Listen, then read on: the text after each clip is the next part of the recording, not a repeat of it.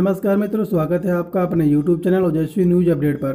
दोस्तों, आज की वीडियो में बात करते हैं अखिल भारतीय सेवा के अंतर्गत जो सबसे महत्वपूर्ण भर्ती होती है भारतीय प्रशासनिक सेवा अर्थात IAS Indian administrative service.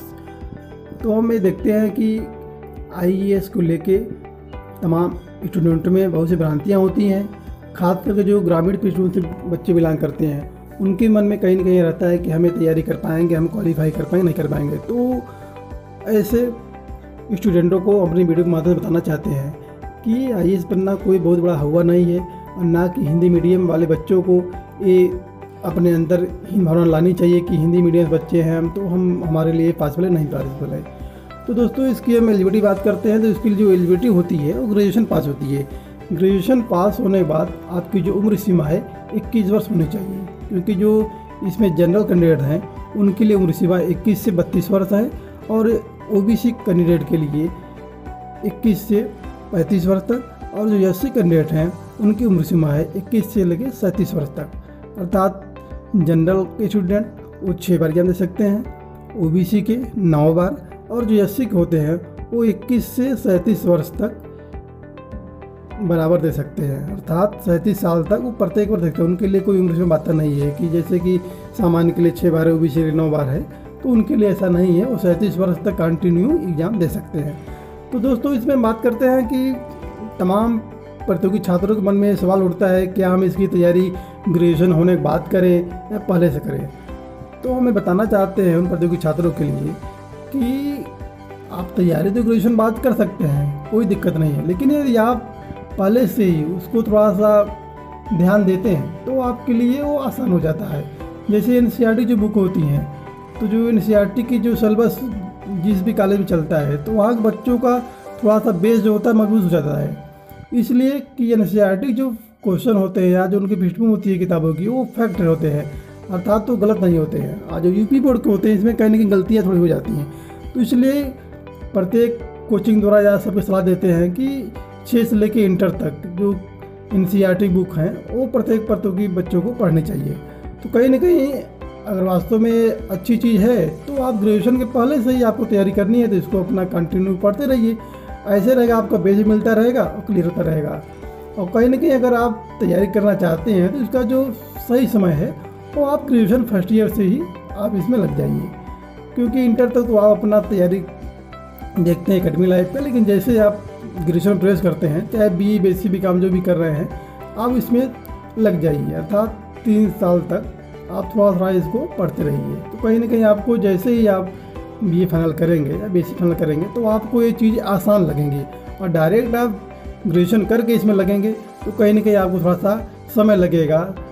Coaching करेंगे या सेल्फ स्टडी करेंगे तो समय आपको लगेगा, लेकिन अगर यदि आप पहले से कर रहे हैं, क्योंकि अक्सर आप लोग देखते होंगे कोई अधिकारी है उसका बेटा अधिकारी बन जाता है और उसको समय कम लगता है, तो इसलिए कि उसके जो गार्जियन है उसको बताए हुए हैं कि हाँ क्या क्या चीज़ें हैं, तो उसको मतलब कि शुरू से गाइडलाइन कर रहे हैं। लेकिन जो बच्चा डायरेक्ट ग्रेजुएशन बाद जाएगा या PG बाद तैयारी करने जाएगा उसको समय तो कहीं नहीं लगेगा ही।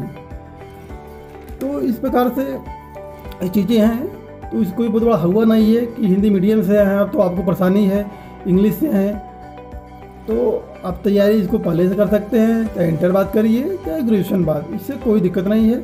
आपके पास अटेम्प्ट भाई सामान्य के लिए 6 बार है, OBC के लिए 9 बार, SC के लिए 21 से 37 वर्ष तक कंटिन्यू हर वर्ष दे सकते हैं। तो इसमें हम बात करते हैं कि सिलेबस की, तो सिलेबस में आपका इसमें 3 एग्जाम होते हैं, प्रीलिम्स होता है, प्री परीक्षा, फिर मेंस होता है, फिर इंटरव्यू होता है। तो प्रीलिम्स जो होता है वो आपका नंबर काउंट नहीं होता है, उसमें बस पास मार्किंग होता है। तो प्रीलिम्स एग्जाम में 2 पेपर होते हैं, सामान्य अध्ययन फर्स्ट, सामान्य अध्ययन सेकेंड। सामान्य अध्ययन फर्स्ट जो होता है वो 100 क्वेश्चन होता है, और सामान्य अध्ययन फर्स्ट में जैसा आप लोगों को पता है कि GS में जो पोर्शन आते हैं उसमें आपका इतिहास होता है, भूगोल होता है, अर्थव्यवस्था, राजनीति एवं शासन, और सामान्य विज्ञान और करंट अफेयर्स, जिसमें से आपको करंट अफेयर जो होता है वो बहुत ही महत्वपूर्ण भूमिका निभाता है, क्योंकि करंट अफेयर सबके लिए नया होता है, वो चाहे बच्चा पुराना हो चाहे नया हो, वो सबके लिए सेम रहता है। तो इस प्रकार से आप करंट पे ज़्यादा फोकस कर सकते हैं। और जो दूसरा पेपर होता है सामान्य अध्ययन सेकेंड का, उसको आप इंग्लिश में बोलते हैं CSAT, civil service aptitude test. तो जो सीसेट का पेपर होता है उसमें आपका 80 क्वेश्चन आएगा और 80 क्वेश्चन में आपको मात्र 33% नंबर लाना है। अर्थात बात करते हैं 80 क्वेश्चन में तो आपका 28 नंबर आप आ गए तो आप क्वालिफाइंग हो गए। तो उसमें जो सिलेबस आप देखते हैं उसमें आपका कंप्रेंशन आता है, संचार कौशल, लॉजिकल रीजनिंग, निर्णय लेना, समस्या हल करना, समान मानसिक क्षमता, चार्ट ग्राफ, टेबल, डेटा पर्याप्तता, संख्या और उनके संबंध। अर्थात शिक्षण के माध्यम से आपको देखा जाता है कि आप कितनी एक्टिव हैं डिसीजन लेने में, कितनी आपकी निर्णय क्षमता है, इन सब चीज़ों को आपको देखा जाता है। लेकिन जो प्रीलिम्स की जो मेरिट बनती है वो आपका सामान्यतः फर्स्ट पेपर से बनता है, उसका सेकेंड से कोई लेना देना नहीं है। सेकेंड पेपर जो शिक्षण का होता है उसमें 80 क्वेश्चन में आपको बस 33% मार्क लाना है। और शिक्षण का जो एक क्वेश्चन का जो नंबर होता है वो 2.5 अंक का होता है। इस प्रकार से 200 अंकों का सीसेट होता है। और जो फर्स्ट पेपर होता है समाधान का वो 100 क्वेश्चन होता है, एक क्वेश्चन 2 नंबर का। अर्थात 100 क्वेश्चन रहेगा, एक क्वेश्चन 2 नंबर का, 200 पूर्णांक फर्स्ट पेपर का और 200 पूर्णांक सेकेंड पेपर का। और इसमें नेगेटिव की बात करते हैं तो 1/3 नेगेटिव रहता है। अर्थात यदि आपका 3 क्वेश्चन गलत है तो एक क्वेश्चन सही है, उसको भी आपका काट दिया जाएगा। तो इस प्रकार से आप ये जो प्रारूप बताएं प्रीलिम्स का हो गया। इसके बाद 100 नंबर 100 क्वेश्चन का होता है, 200 पूर्णांक होता है। तो आप 100 क्वेश्चन में यदि आप 55 अर्थात 55 से 60 के बीच में है आपका तो पीटी आपका कहीं नहीं जाता, सामान्य ओबीसी के लिए हो जाता है। और 80 की बात करूँ तो 80 का 50 से 55 बीच में प्रीलिम्स निकल जाता है। तो इस प्रकार से प्रीलिम्स आपका 55% हो गया तो आपका क्लियर हो जाता है। इसके बाद आप बात करते हैं मेंस एग्ज़ाम के लिए। तो मेंस एग्ज़ाम में आपका टोटल होता है वो 1750 नंबर का होता है। उसमें आपका 2 पेपर होता है, भाषा से होता है, पेपर ए पेपर बी। तो पेपर ए में जैसे अखिल भारतीय भाषा से जो 22 भाषाएं हैं उसमें आपका पेपर होता है और पेपर बी अंग्रेजी का होता है। तो इन दोनों का पेपर होता तो है, लेकिन इसमें आपका बस पास मार्किंग होना ज़रूरी है, न कि इसका नंबर काउंट होता है। अर्थात जो पेपर ए होता है हमारे भारतीय भाषा 300 नंबर का और पेपर बी जो होता है अंग्रेजी का, ये 600 जो पूर्णांक हैं इनमें बस आपको पास मार्किंग लाना है, न कि इसका नंबर आपको काउंट होता है। उसके बाद आपका आता है पेपर फर्स्ट, एक तरह से जो निबंध होता है ये 250 अंक का होता है। उसके बाद जो जीएस का पोर्शन है वो सभी जीएस के 4 पार्ट बने हैं। पेपर सेकंड में सामान्य अध्ययन हो गया 250 का, फिर सामान्य अध्ययन सेकंड, सामान्य अध्ययन थर्ड, सामान्य अध्ययन फोर्थ। अर्थात चारों जो जीएस के पोर्शन है 250 अंक का 1000 अंक का ये रहता है। उसके बाद जो आता है पेपर 6 वो वैकल्पिक विषय, यानी कि आप कुल 46 विषय हैं, 46 विषय में आप कोई भी मेंस में सब्जेक्ट ले सकते हैं। उसमें कोई पाबंदी नहीं है कि आपका सब्जेक्ट बीए बीएससी बीकॉम में होना चाहिए। कोई भी 46 सब्जेक्ट में से आप एक सब्जेक्ट कोई भी चॉइस कर सकते हैं, चाहे इतिहास, भूगोल, मैथ, हिंदी, संस्कृत, जो भी 46 है उसमें से आप ले सकते हैं। उससे ग्रेजुएशन कोई मतलब नहीं है। तो उसमें आप जो वैकल्पिक विषय जो भी एक लेंगे, इतिहास जैसे ले लिए तो उसका 2 पेपर होगा, आपका 250 का एक और सेकंड वैकल्पिक सेकंड का 250 का, अर्थात 500 का इसका हो गया। कुल मिला के आपका 1750 नंबर मेंस का हो जाता है एग्जाम। और इसके बाद जो प्रोसेस होता है इंटरव्यू का, तो इंटरव्यू जो आपका होता है 275 नंबर का होता है।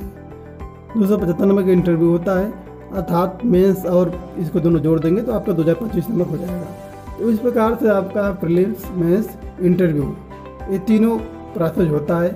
अर्थात आप तीनों में से किसी एक में चढ़ते हैं तो पुनः आपको फिर से दोबारा फार्म भरना पड़ेगा, फिर से 3 प्रोसेस करना पड़ेगा। ये जो फार्म है हर साल आता है प्रत्येक वर्ष।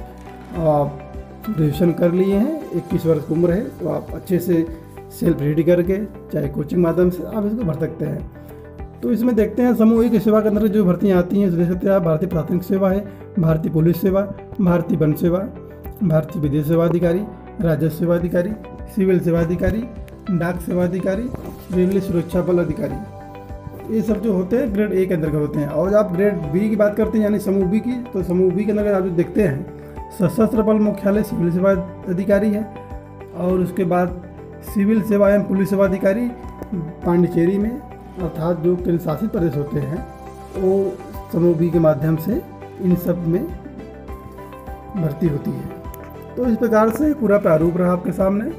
जैसा कि जो भी स्टूडेंट कमेंट किए थे कि सर हमें समस्याएं हो रही हैं, क्या है इसमें, क्या सिलेबस क्या नहीं, तो इस प्रकार हमने इस वीडियो को पूरा डिटेल में बता दिया है, और अगर कोई दिक्कत होगी तो कमेंट के माध्यम से पूछ लेंगे, हम उनको बता सकते हैं। लेकिन ऐसा कोई इसमें हुआ नहीं है कि आपको तैयारी करने के लिए बहुत ज़्यादा सोचने की ज़रूरत है। आप शुरू से अपना कक्षा 6वीं से या 10 से या इंटर से जब भी आपको लगे कि हमको तैयारी करना है, आप NCERT बुक लेके उसको धीरे धीरे पढ़ते रहिए, और उसके बाद आप 10 साल का पेपर ले लीजिए, साल पेपर देख लीजिए, आपको मालूम चले कैसे पेपर आ रहा है कैसे नहीं आ रहा है, पूरा डिटेल देख सकते हैं। आजकल तो आप नेट पर सब अवेलेबल है, तो देख सकते हैं। तो बाकी हिंदी मीडियम छात्र हो चाहे इंग्लिश मीडियम को, ऐसे कोई बात नहीं है कि हिंदी मीडियम सिलेक्शन नहीं हो पाता है, होता सबका सिलेक्शन है। जो मेंस में जो बढ़िया लिखेगा, अच्छे से लिखेगा, उसका सिलेक्शन श्योर है। तो इस तरीके से दोस्तों आप लोग इस वीडियो को पूरा सुन के और उसको पूरा एनालाइज कर लीजिएगा। और हाँ, सबसे बड़ी बात इसमें यह है कि ग्रेजुएशन में कुछ बच्चे सोचते हैं कि इसमें परसेंटेज साथ मांगता है, लेकिन ऐसे कोई बात नहीं है। सबसे बड़ी प्रशासनिक सेवा ज़रूर है, लेकिन इसमें परसेंटेज कोई बात नहीं है कि आपका हाई स्कूल इंटर ग्रेजुएशन में चाहे आपका 50 है चाहे 45 है, परसेंटेज से कोई लेना नहीं है। क्योंकि सर बच्चों के मन में सवाल रहता है कि सर और एग्जाम में तो परसेंटेज मांगता है, चाहे टीचर का हो, सुपरटेट हो, मतलब तमाम में मांगता है, बैंकिंग हुआ, लेकिन ऐसा इसमें कोई पाबंदी नहीं है, परसेंटेज से कोई मतलब हो। इसमें आपकी बस उम्र सीमा 21 साल होनी चाहिए, और ग्रेजुएशन आप किसी में किए हो, चाहे वो BA BSc BCom चाहे BTech जो भी हो, बस ग्रेजुएशन की डिग्री आपके पास होनी चाहिए। और ना तो इसमें सब्जेक्ट कोई बांटता है कि आपका जो सब्जेक्ट ग्रेजुएशन में वही सब्जेक्ट आपका होना चाहिए। तो इस प्रकार से आपको इन सबसे चीज़ों से कोई दिक्कत नहीं है, बस आप लगन से मेहनत से लगे रहेंगे तो सफलता मिल जाएगी, निश्चित ही है।